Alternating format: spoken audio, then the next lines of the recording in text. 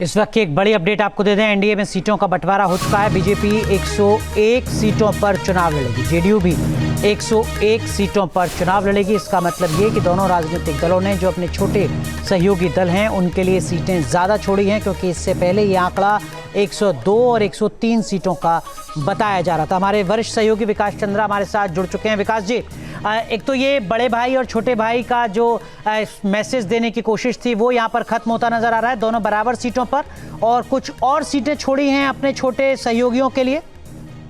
जी अनुराग, बिल्कुल सही कहा आपने। जैसा पहले भी मैंने बताया था कि अब दोनों जुड़वा भाई की तरह होंगे, कोई बड़ा भाई छोटा भाई नहीं होगा। तो अभी जो सीटों के समझौते का जो आंकड़ा सामने आया है, तो 101 सीट जेडीयू, 101 सीट बीजेपी।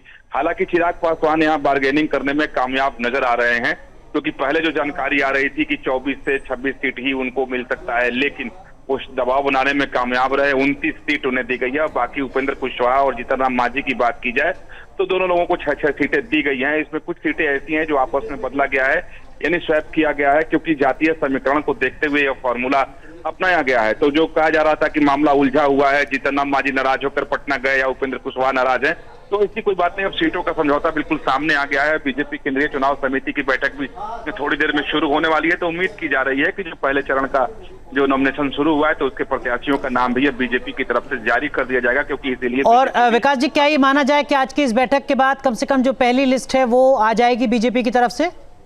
इस बात की पूरी संभावना है, क्योंकि नॉमिनेशन का दौर जो है वो शुरू हो चुका है। पहले ही तमाम प्रत्याशियों की तरफ से दबाव है, पार्टी के कार्यकर्ताओं की तरफ से दबाव है, और बीजेपी भी ये मानकर चल रही है कि अब विलंब हो रहा है, देर हो रहा है, क्योंकि जिन्हें उम्मीदवार बनाना है वो मैदान में उतरे, ताकि सीधे वो प्रचार अभियान शुरू कर सके अपना।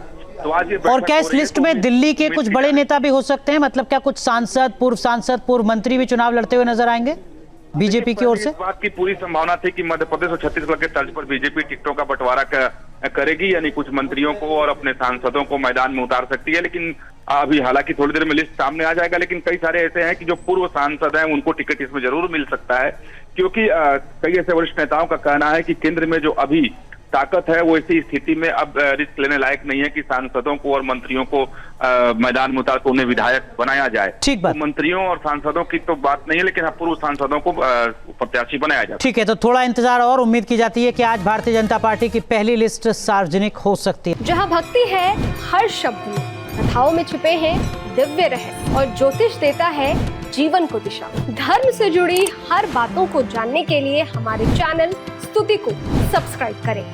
चैनल पर जाने के लिए इस लिंक पर क्लिक करें।